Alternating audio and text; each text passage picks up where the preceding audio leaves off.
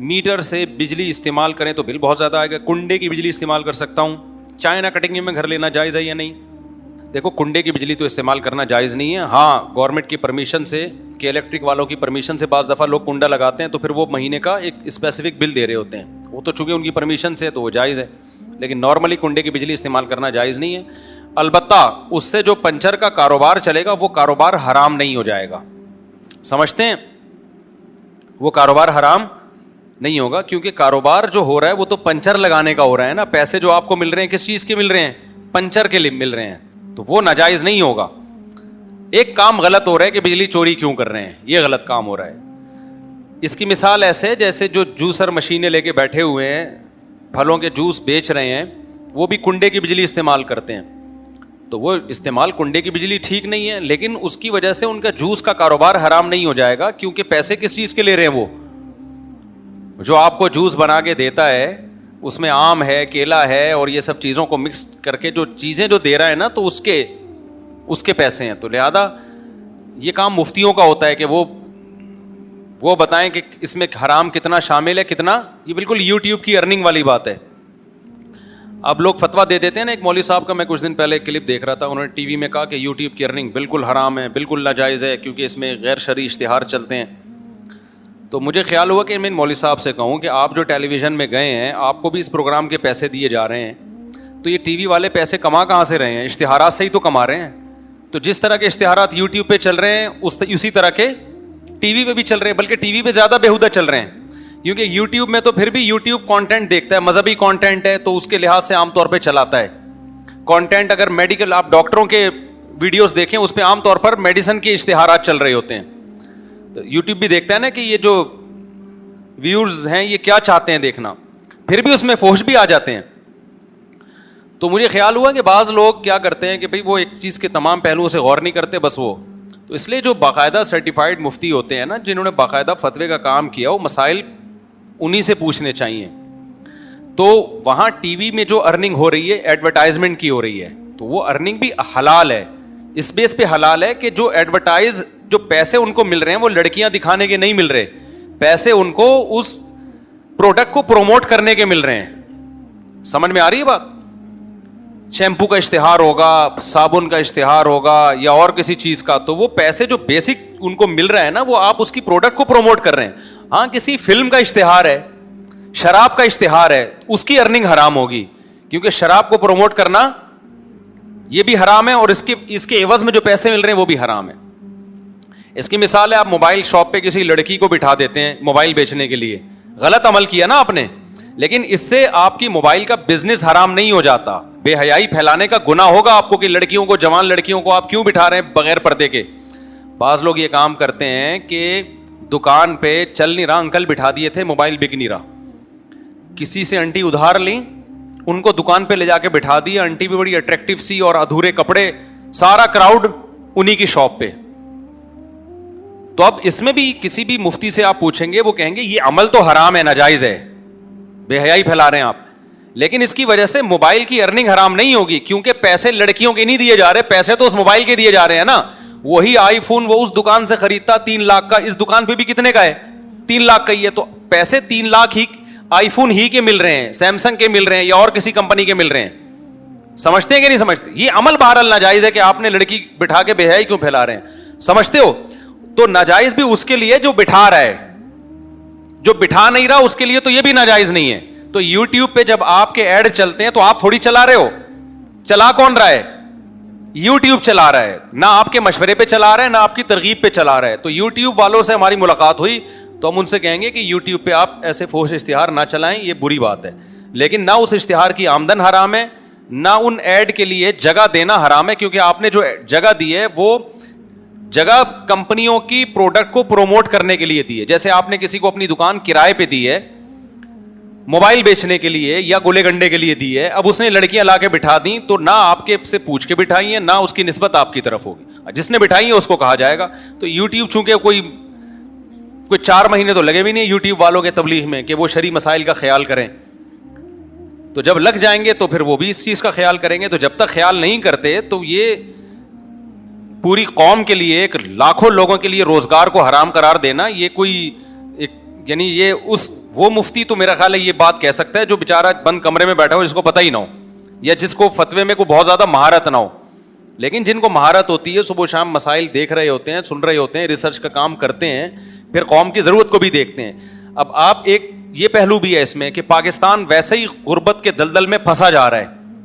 تو اس وقت تو جتنے بھی ماہرین معیشت سے میں ملا ہوں وہ کہتے ہیں جب تک باہر کا پیسہ نہیں آئے گا آپ کا ملک ترقی نہیں کرے گا. تو باہر کا پیسہ جو ریمیڈنس کے نام پہ رقمیں آتی ہیں نا, یہ سب سے بہترین ذریعہ اس کا یوٹیوب ہے. ڈالر آتے ہیں اس میں, تو اس سے آپ کا ملک ترقی کرے گا. اگر اب یوٹیوب کی ارننگ کو حرام کہہ کے, بعض لوگ بیٹھے ہیں اسکالرز بیٹھے ہوئے ہیں, کوئی لینا دینا کسی سے کچھ بھی نہیں ہے, بس بیٹھ کے فتوے.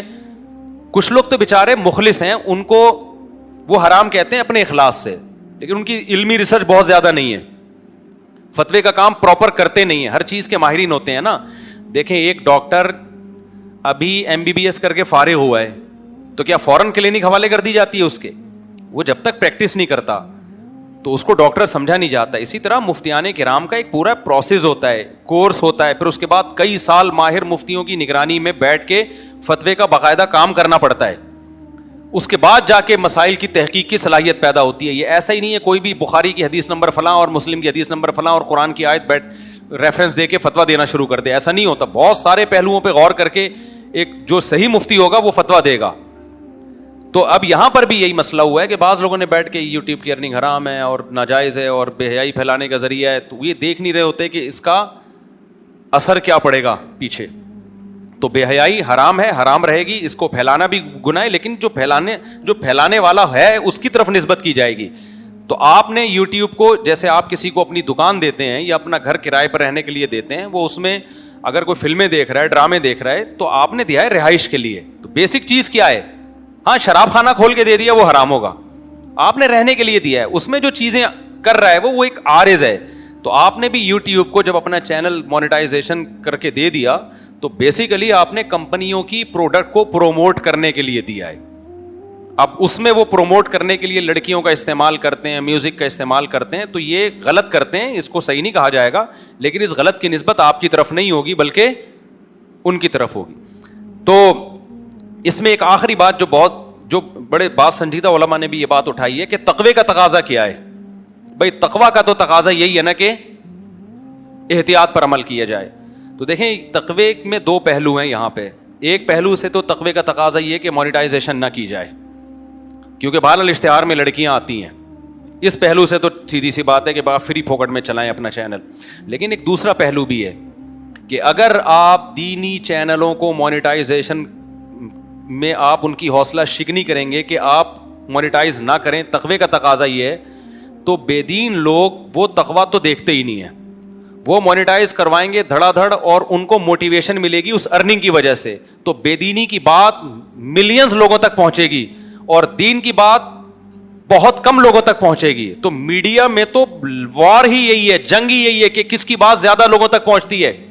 تو ایک پہلو کو دیکھا جا رہا ہے کہ اس میں بے حیائی آ رہی ہے, دوسرے پہلو کو نہیں دیکھا جا رہا کہ مونیٹائزیشن کی وجہ سے, کیونکہ ہم نے سب کو اجازت دی ہوئی ہے مونیٹائز بھی کراؤ بھائی, پیسے بھی کماؤ.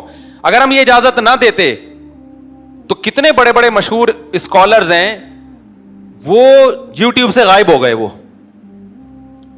ان کی بات جتنی پھیلنی چاہیے تھی اتنی پھیلی نہیں ہے.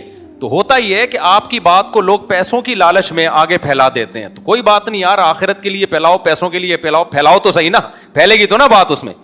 اور دوسری بات یہ ہے کہ پیسے کمانے کی نیت اور اللہ کی رضا یہ دونوں جمع ہو سکتی ہیں, یہ دونوں ایک دوسرے کے متضاد نہیں ہیں.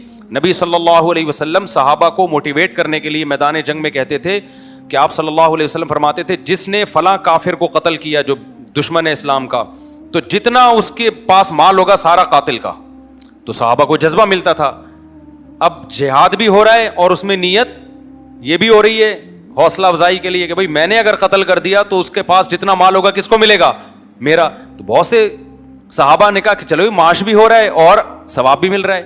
تو ایک آدمی پان گٹکے بیچ کے پیسہ کماتا ہے, ایک آدمی چوری کر کے پیسہ کماتا ہے, اس سے بہتر نہیں ہے کہ وہ اسلام کی تبلیغ بھی ہو جائے, اچھی بات بھی دنیا میں پھیل جائے اور آپ کی ایک منتھلی ارننگ بھی ہو جائے تاکہ آپ کو کمانے کے دوسرے طریقے اختیار نہ کرنے پڑیں. سمجھ میں آ رہی ہے بات کہ نہیں آ رہی؟ اس لیے میں کہتا ہوں دینی چینلوں کو مونیٹائز بھی کریں, اس سے پیسہ بھی کمائیں, آپ ایک غلط چیز کو بھی تو سورس آف انکم بنا سکتے تھے نا. آپ نے اسلام کی تبلیغ کو بنا دیا, تو اس میں کوئی حرج نہیں ہے. اس کو یہ نہیں کہیں گے قرآن کو بیچ رہا ہے. بعض لوگ کہتے ہیں یہودی جو تھے وہ اللہ کے دین کو بیچ کے پیسہ کماتے تھے, دین کے ذریعے پیسہ کماتے تھے. تو یہودی کیا کرتے تھے؟ دین میں تحریف کر کے پیسہ کماتے تھے. سمجھتے ہو کہ نہیں سمجھتے؟ ایک صاحب نے کہا نا کہ یہ جو مولانا لوگ تنخواہیں لیتے ہیں, امامت کی تنخواہ لیتے ہیں, اذان کی تنخواہ لیتے ہیں, قرآن تو کہہ رہے لا تشتروا بآیات اللہ ثمنا قلیلا, میری آیات کو چند ٹکوں کے بدلے میں مت بیچو. دیکھو یہودیوں کو قرآن کہہ رہا ہے کہ یہ لوگ اللہ کی آیات کو بیچتے تھے, یہ مولانا لوگ بھی نماز میں قرآن پڑھنے کے پیسے لے رہے ہیں, تنخواہ لے رہے ہیں نا. تو مولانا امین صفدر رکاڑوی صاحب اللہ ان کی مغفرت فرمائے بڑا اچھا جواب دیتے تھے. انہوں نے کہا جب بھی کوئی آپ کے سامنے یہ آیت پڑھے نا تو اس سے کہو یہ قرآن تم نے کہاں سے خریدا ہے؟ تو کہ فلاں جگہ سے. انہوں نے کہا اللہ کہہ رہے میری آیتیں نہ بیچو, اور دکاندار نے پورا قرآن تمہیں بیچ دیا, اس کو یہ آیت کیوں نہیں پڑھ کے سنائی؟ میں سمجھا پا رہا ہوں اپنی بات؟ پورا قرآن بیچ دیا, ہدیے کے نام پہ اس کی قیمت لے لی. ہے تو وہ قیمت ہی نا, اس کو کہا ہدیہ جاتا ہے احترامن, ہے تو قیمت ہی. اس کو کیوں نہیں سنائی؟ مولویوں کے پیچھے کیوں پڑے ہوئے ہو؟ تو اس سے پتہ چلتا ہے بھائی ہر آیت کا ایک خاص مقصد ہوتا ہے جو علماء کو پتا ہوتا ہے کہ یہ آیت کس موقع کے لیے. تو یہودی جو اللہ کی آیات کو بیچتے تھے وہ تحریف کرتے تھے, صحیح مسئلہ نہیں بتا رہے, غلط بتا رہے ہیں تاکہ لوگ خوش ہوں اور ان کو نذرانے دیں. آج بھی ایسے اسکالرز موجود ہیں, حق نہیں بیان کرتے تاکہ لوگوں سے ہدیے نذرانے بند نہ. ان کو پتا ہے ہم نے صحیح توحید بیان کر دی, لوگ بھاگ جائیں گے, صحیح عقیدہ بیان کر دیا, لوگ بھاگ جائیں گے, 3 طلاق کو 3 کہہ دیا, لوگ بھاگ جائیں گے. تو انہوں نے کہا 3 کو 1 بولو تاکہ لوگ کیا ہیں, آتے رہیں. تو یہ تحریفیں آج بھی ہوتی ہیں, کوئی عزت کے لیے تحریف کرتا ہے, کوئی پیسوں کے لیے تحریف کرتا ہے. تو یہ تحریف مراد قرآن مجید میں. تو اگر کوئی دینی چینل کو مونیٹائز کرتا ہے کہ یار میں دوسرا بھی, اس کی ایک مثال دیتا ہوں. دیکھو نبی صلی اللہ علیہ وسلم نے فرمایا کوئی اپنی زوجہ سے اپنی خواہش پوری کرتا ہے اس کو اس پہ بھی اجر ملتا ہے. تو صحابہ نے عرض کیا یا رسول اللہ وہ تو اپنی خواہش پوری کر رہا ہے, تو اس پہ اجر کیوں مل رہا ہے؟ آپ نے فرمایا حرام طریقے سے خواہش پوری کرتا, زنا کرتا تو گناہ ملتا کہ نہیں ملتا؟ صحابہ نے کہا ملتا. تو فرمایا کہ اس نے گناہ سے بچ کے کدھر جا رہا ہے؟ حلال. تو فرمایا یہ عجیب بات ہے, تم حلال چھوڑ کے برائی کی طرف جاتا تو اس کو برائی کاؤنٹ کرتے, برائی چھوڑ کے حلال کی طرف آ رہا تو اس کو اچھائی کاؤنٹ نہیں کر رہے. یعنی نبی نے خود صحابہ پہ اشکال کیا کہ ایک آدمی حلال چھوڑ کے برائی کی طرف جاتا, زنا کی طرف جاتا, تو اس کو تو تم کاؤنٹ کرتے گناہ مل رہا ہے, وہ برائی چھوڑ کے کدھر جا رہا ہے؟ حلال کی طرف جا رہا ہے کہ میں اب جائز طریقے سے اپنی خواہش پوری کروں گا, تو اس کو تم اچھائی کاؤنٹ نہیں کر رہے. اچھائی پہ ثواب ملتا ہے نا. تو اسی طرح کوئی مونیٹائز کر کے دینی چینل اگر پیسے کما رہا ہے تو پیسوں کی نیت بھی کرے, اور یہ نیت بھی کرے کہ یا اللہ میں غلط طریقے سے بھی پیسے کما سکتا تھا, برائی کو پروموٹ کر کے بھی کما سکتا تھا, پان گٹکے سگریٹ کے ذریعے بھی کما سکتا تھا, لیکن میں چاہ رہا ہوں کہ میں ذریعہ آمدن ایسا بناؤں جس میں تیرے دین کی تبلیغ بھی ہو, کوئی اچھا کام ہو. اس کی مثال ایسے ہے, ایک ڈاکٹر لوگوں کا علاج کر کے پیسے لیتا ہے, ہم اسے کہتے ہیں یار آپ پیسے تو لیں لیکن نیت انسانیت کی خدمت کی بھی کریں. اس سے کیا ہوگا کہ آپ کو جان بچانے کا ثواب ملے گا, کیونکہ قرآن کیا کہتا ہے, جس نے ایک انسان کی جان بچائی تو ایسے جیسے انسانیت کی جان بچائی اس نے, ہے نا. تو چاہے فری میں بچائی ہو چاہے پیسے لے کے بچائی ہو, اس سے کوئی فرق نہیں پڑتا, لیکن نیت کیا کرے, پیسوں کے ساتھ آخرت کی نیت بھی کرے. اب ایک ڈاکٹر لوگوں کی جان بچا رہا ہے, اس کو پیسے بھی مل رہے ہیں, ہم اس کو یہی کہتے ہیں کہ بھائی آپ میڈیکل سائنس کے علاوہ بھی تو کوئی شعبہ اختیار کر سکتے تھے نا پیسہ کمانے کے, تو آپ نے ایک اچھے شعبے کو آپ نے اختیار کیا جس میں انسانیت کا فائدہ ہے, تو اس میں نیت تبدیل کر لیں گے تو انشاءاللہ پیسوں کے ساتھ آپ کو ثواب بھی ملے گا. تو اس لیے میں لوگوں سے کہتا ہوں بھائی آپ اس میں اگر رزق بھی ہوگا تو یہ کام دل جمی سے کرتا ہے انسان. بلکہ علماء تو یہ کہتے ہیں کہ جو ٹیچر ہیں آج کل جو آپ پڑھاتے ہیں آن لائن, اس میں بھی تنخواہ لیا کریں. وجہ اس کی یہی ہے کہ آپ تنخواہ نہیں لیں گے, آپ پابند نہیں ہوں گے, آپ کو موٹیویشن کچھ تو ملے گی اور پابندی نہیں ہوگی آپ کو, تو اس کے نتیجے میں نقصان دین کا ہوگا. جب آپ تنخواہ لے کے پڑھائیں گے تو آپ پابند ہوں گے, آپ ناغہ نہیں کر پائیں گے. تو اخلاص کا ایک درجہ تو بہت اعلیٰ درجہ ہے, وہ یہ کہ کچھ بھی نہ لیں اور دین کی خدمت کریں آپ, یہ بہت اعلیٰ درجہ ہے. یہ والا درجہ آج کل مارکیٹ میں کیا چل رہا ہے, شارٹ چل رہا ہے. تو اس کی وجہ سے اعلیٰ درجے کے چکر میں درمیانہ درجہ بھی نہیں ہوتا. تو اصل تو یہی ہے کہ کچھ بھی نہ لیں اور اعلیٰ درجے کی دین کی خدمت کریں, لیکن یہ مارکیٹ میں اویلیبل نہیں ہے. یہ والا ہیں, بہت کم لوگ ہیں جو فی سبیل اللہ بہت سارا کام کر رہے ہیں, لیکن پھر آگے ان کے بھی سائیڈ افیکٹ ہوتے ہیں. وہ کام کرنا تو چاہتے ہیں, ہو نہیں پاتا, ملازمین چاہیے, ان کی تنخواہیں دینی ہیں. اب آپ یوٹیوب پہ کام کرنا شروع کریں تو ایک پورا آپ کا آفس ہوگا نا,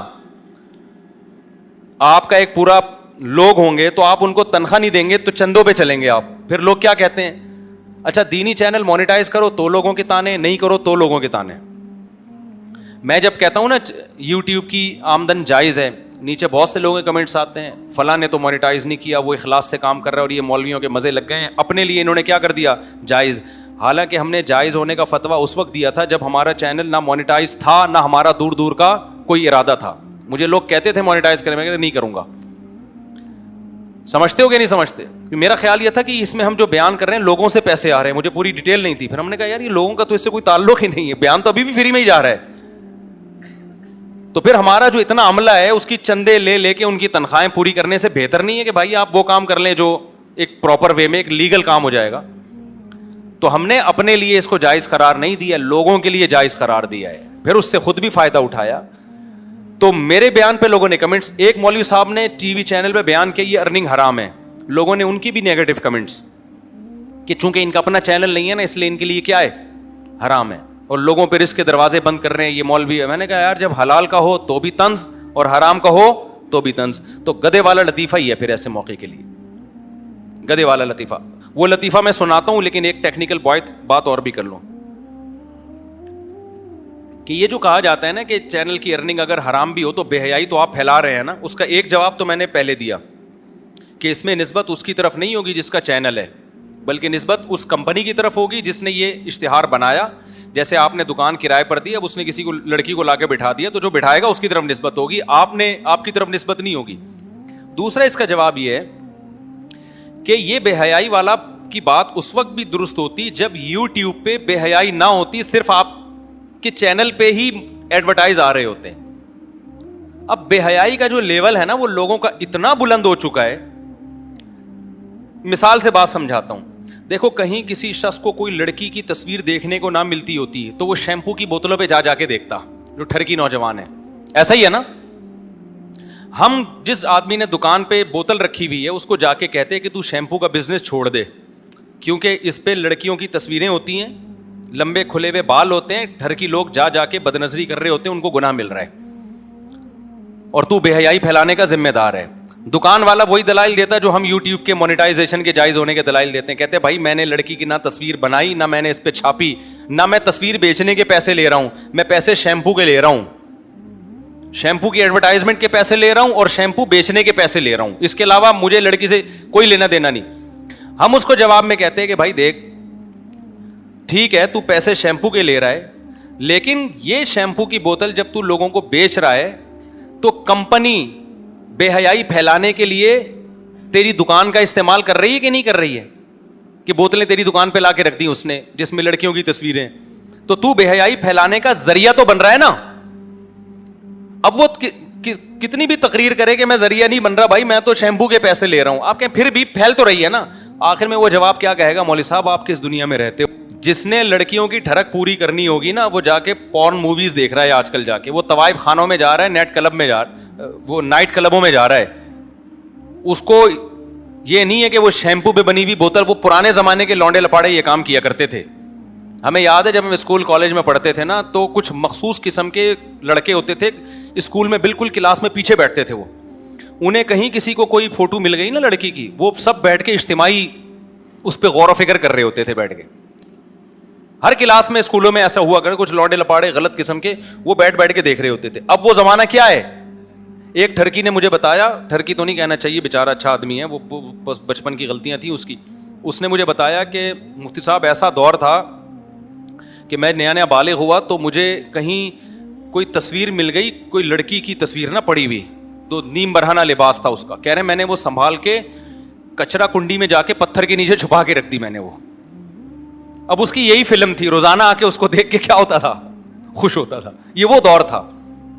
اور کہہ رہے پھر اس پہ توبہ استغفار کرتا اللہ سے, یا اللہ یہ میں نے کیا. مجھے اسی محلے کے ہیں, شروع میں نے ٹھرکی اس لیے سے میں نے رجوع کیا, وہ بولے گا یار مولوی صاحب میں نے اپنا واقعہ سنا, آپ مجھے ٹھرکی بول دیا. تو وہ اب بڑا دیندار ہے ماشاءاللہ, ادھر ہی رہتا ہے, نیک آدمی ہے.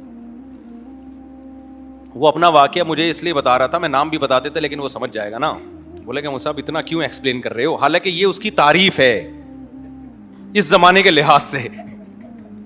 اس زمانے کے لحاظ سے کیا یہ کہ اتنا نیک آدمی ایک تصویر دیکھ رہا ہے پھر توبہ استغفار کر رہا ہے اس زمانے کے لحاظ سے, ورنہ تو یہ بھی برا عمل ہے. ایسا نہ ہو آپ یہ کام شروع کر دیں کہ یار مفتی صاحب کہنے بڑا نیک آدمی ہے. تو اب یہ لطیفہ ہے یا نہیں ہے؟ اب جس نوجوان نے یہ کرنا ہوگا وہ یوٹیوب کے اشتہار نہیں دیکھے گا بھائی, وہ سمجھ رہے ہو. اب اس نے یہ نہیں دیکھنا کہ ایڈورٹائزمنٹ میں لڑکیاں آ رہا ہے, وہ اس کے لیے بے حیائی کے راستے بہت زیادہ کھلے ہوئے ہیں. تو اس پہلو سے بھی اگر غور کیا جائے نا تو پھر اس کی مونیٹائزیشن پہ پابندی لگانا, اس کو ناجائز قرار دینا, سوائے لوگوں کے منہ سے نوالا رزق چھیننے کے, اس کا اور رزلٹ نتیجے کے اعتبار سے کوئی اور مطلب بنتا نہیں ہے. سمجھتے ہیں کہ نہیں سمجھتے؟ تو اس لیے مونیٹائزیشن جائز ہے, ہماری رائے یہی ہے, اور اپنے لیے نہیں ہے, اللہ کی قسم کہ اپنے فائدے کے لیے ہم کر رہے ہوں, پبلک کے لیے ہم نے اس میں میں نے تو اس میں شروع سے ہی, کیونکہ بعض علماء کا موقف سخت تھا, میں شروع سے ہی ان سے لڑتا رہا کہ بھائی لوگوں پہ رزق کے دروازے مت روکیں. جہاں گنجائش کا پہلو نکلتا ہے وہ لوگ غربت سے مر رہے ہیں. آپ ایک بے حیائی کے پہلو کو دیکھ رہے ہیں, ادھر بہت سارے پہلو اور بھی, اور بے حیائی کے راستے دوسرے بہت زیادہ ہیں.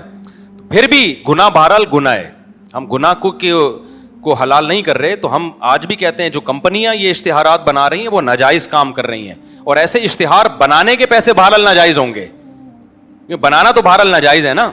تو جو بنا کے پیسے کما رہا ہے وہ بہرحال ناجائز ہے, لیکن اس میں بھی ناجائز کا عنصر شامل ہو رہا ہے, کیونکہ بہت سی چیزیں وہ جائز بھی بنا رہا ہے اس میں, تو اس کی بھی پوری ارننگ کو حرام نہیں کہا جائے گا. سمجھتے ہو کہ نہیں سمجھتے؟ تو اس لیے پاکستان میں جو ہے نا ابھی فری لانسنگ کے ذریعے اگر آپ ڈالر باہر سے بیرون ملک سے اندر لا سکتے ہو, یا اور کسی طریقے سے باہر کا پیسہ لا سکتے ہو, تو اس وقت تو جو لوگ بھی ملک بچانے کی فکر میں لگے ہوئے ہیں, وہ میرے پاس تو ہر طرح کا طبقہ آتا ہے, جو بھی پاکستان کے لیے خیر خواہ ہیں, مخلص ہیں, وہ ان کی یہی سوچ ہے کہ بھائی لوگوں کو مفتی صاحب کسی طرح ترغیب دیں کہ باہر سے ڈالر, تبھی پاکستان نے ریمیڈنس پہ ٹیکس بھی نہیں رکھا ہے نا. اس کی وجہ یہ ہے کہ گورنمنٹ چاہ رہی ہے بھائی تو کسی طرح ڈالر اندر ملک میں لے کر آ کسی طریقے سے, تو آپ کمائیں کسی بھی طریقے سے اور احتجاج بھی کریں. یوٹیوب سے آپ کے مینجمنٹ سے آپ کی ملاقات ہو گئی تو آپ بول دیں سر آپ کائنڈلی یہ کام نہ کریں, لیکن یوٹیوب یا گوگل آپ سے کہے گا کہ بھائی لوگ اشتہار اس کے علاوہ کوئی بنا نہیں رہے ہیں, تو بات گھوم پھر کر ان تاجروں کی طرف آ جائے گی جو اس طرح کے اشتہار بنا رہے ہیں. وہ بہرحال ذمہ دار ہیں, ان کے لیے غلط ہے ایسے اشتہار بنانا. البتہ کوئی ایسا اشتہار ہو جس کا مقصد ہی لڑکی دکھانا ہو, وہ بہرحال کیا ہوگا, ناجائز, اور اس کی ارننگ بھی ناجائز ہوگی. تو ہم یہی وجہ ہے کہ جو لوگ بھی یوٹیوب سے کماتے ہیں ان کو ہم کہتے ہیں کہ 5 سے 10% جو ہے ایک اندازے کے مطابق آپ اس سے منتھلی صدقہ کریں, کیونکہ اس میں کچھ نہ کچھ حرام شامل ہو جاتا ہے. اور پھر آخر میں بتا دوں کہ یہ سب ہم نے اپنے لیے نہیں کیا ہے, اور نہ اس چکر میں نے 4 شادیاں کی ہیں. لوگ کہتے ہیں ان کے یوٹیوب کے چینل مونیٹائز ہوئے ہیں اس لیے 4. ہم نے جب کی ہیں نا جب شادیاں, اس وقت ہماری سورس آف انکم ایسی تھی کہ آپ سن کے بے ہوش ہو جائیں. آپ بولیں اس میں ایک نہیں کرتا, اور مفتی صاحب نے اتنے بچے بھی پیدا کر لیے, اور اللہ نے کھلایا پلایا بھی. اور میں لوگوں کو بتاتا ہوں کہ رزق کس کے ذمے ہے, اللہ کے ذمہ. اور یہ جو 12 کروڑ میرے بارے میں مشہور ہے سب غلط ہے, اتنا نہیں ہے. اور جتنا بھی ہے وہ میرے پاس تو ہے ہی نہیں, وہ تو سارا ایڈمن کے پاس ہے, سارا حساب بھی انہی کے پاس ہے, ساری تنخواہیں بھی وہی دیتے ہیں. وہ تو میرے پاس ہے بھی نہیں, وہ تو وہ مجھے جو بھیج دیں اس میں سے کچھ میرے لیے بھی بھیج دیتے ہیں, وہ تو وہ میرے پاس ہے بھی نہیں. اتنا بڑا دل آج کل مارکیٹ میں کسی کا ہوتا نہیں ہے کہ چینل آپ کا ہو, یعنی آپ کے نام پہ ہو, اور آپ کہیں کہ مجھے حساب بھی نہیں لینا. تو طنز کرنے والے تو کرتے رہیں گے. وہ گدھے والا لطیفہ ہے کہ جو مولوی یوٹیوب کی ارننگ کو حرام کہتے ہیں لوگ ان پہ بھی طنز کر رہے ہیں, جو حلال کہتے ہیں ان پہ بھی طنز کر رہے ہیں. تو وہ گدھے والا لطیفہ ہے کہ وہ ایک آدمی گدھے پہ بیٹھ کے جا رہا تھا اپنے بیٹے کو نیچے, اور خود بیٹھا ہوا ہے, بچہ گدھے کو لے کے چل رہا ہے. لوگوں نے کہا دیکھو باپ ہونے کا ناجائز فائدہ اٹھا رہا ہے, باپ ہونے کا ناجائز فائدہ. معصوم بچہ کمزور, اس کو نیچے اور خود سواری کے مزے. اس نے بچے کو اوپر بٹھا دیا, خود نیچے آ گیا.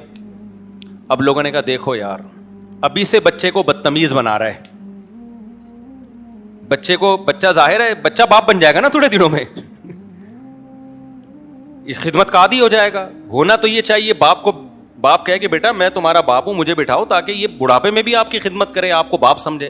بچے کو کیا بنایا جا رہا ہے, بدتمیز. اس نے کہا یار لوگ تو تانے دے رہے ہیں, تو دونوں بیٹھ گئے گدھے پہ. اب دونوں بیٹھ گئے. لوگوں نے کہا سواری یہ کہ بندے دو بیٹھے ہوئے, کوئی گھوڑا تھوڑی ہے, یہ گھوڑے پہ تو میرا خیال ہے 2 بیٹھ بھی نہیں سکتے, کوئی اونٹ تھوڑی ہے. تو اس نے کہا یار یہ بات بھی صحیح ہے, گدھا بیچارہ مر جائے گا, 2 بندے بیٹھے ہوئے. دونوں اتر گئے, گدھا خالی. لوگوں نے کہا ان سے بڑا گدھے یہ ہے, لگ وہ رہا ہے. گدھا وہ ہے, حرکتیں ان کی گدھے جیسی. احمق. سواری موجود ہے پھر بھی استعمال نہیں کر رہے. آگے دریا آیا, اس نے اٹھا کے گدھے کو اندر پھینکا. تو عقل مندی کا کام کیا یا بے وقوفی کا کام کیا؟ او بھائی تیری جیسے سمجھ میں آ رہا ہے تو کر لے, اور لوگوں کی باتوں کی پرواہ مت کر. تو ہم بھی یوٹیوب کے بارے میں جو ہمارا موقف ہے ہم بیان کر دیتے ہیں. اب جس کو جو الزام لگانا ہے, ابے ان مولویوں کے چونکہ اپنے چینل آ گئے ہیں, ابے یوں, تو بولتے رہو بھائی, ہمیں اللہ کو جواب دینا ہے. اور میں نے جب یوٹیوب کے چینل کو کے بارے میں جب فتویٰ دیا کہ جائز ہے, تو اس میں جب دوسروں کے بارے میں فتویٰ دیا تو اپنی تحقیق کے مطابق دیا. جب ہمارے ایڈمن نے ہمارا چینل مانیٹائز کیا تو پھر میں نے اپنے سے سینئر مفتیوں سے فتویٰ لیا ہے. میں نے کہا ایسا نہ ہو نفس کی آمیزش اس میں شامل ہو جائے. تو پھر میں نے سینئر مفتی جن کو میں سمجھتا ہوں 2 گھنٹے بیٹھ کے میٹنگ کی, ہر پہلو سے, اس کے جائز ناجائز پہلو سے. اس کے بعد اطمینان ہوا. پھر بھی بھائی ہم انسان ہیں, اجتہادی غلطی ہو سکتی ہے. ہم کو یہ تو نہیں کہ وہی ہے ہماری, تو جو ہمارے سامنے دلائل ہیں اس کے حساب سے کہہ دیا ہے. یہ بالکل ایسے ہی ہے کہ جیسے میں کہتا ہوں خواتین کو جمعے کی نماز میں آنا چاہیے. اب علماء کہتے ہیں فتنہ ہوگا, خواتین بے پردہ ہو کے آتی ہیں. میں کہتا ہوں مانتا ہوں میں فتنہ ہوگا, کیونکہ آج کل خواتین کو کنٹرول کرنا آسان نہیں ہے. تو فتنہ ہوگا, بے پردگی بھی ہوگی, تو اس کو کنٹرول کرنے کی حتی الامکان کوشش کی جائے. لیکن نہ آنے میں جو فتنہ ہے وہ آنے کے فتنے سے زیادہ. ان کا مذہب سے رابطہ کیا ہو رہا ہے؟ ختم ہو رہا ہے. مذہب سے رشتہ ختم ہو رہا ہے. وہ گھروں میں صرف ٹی وی میں جو اسکالر آ رہے ہیں ان کو دیکھ رہی ہیں. پراپر علماء تو مسجدوں میں ہوتے ہیں عام طور پہ, ان کا رشتہ مسجد سے اور اسلامی شاعر سے ختم ہو رہا ہے. تو یہ بڑا فتنہ ہے. تبھی یورپ میں تو بہت خطرناک ہے اگر آپ خواتین کو مسجد میں نہ جانے دیں. وہاں تو دین سے سیکھنے کا اور کوئی ذریعہ نہیں ہے.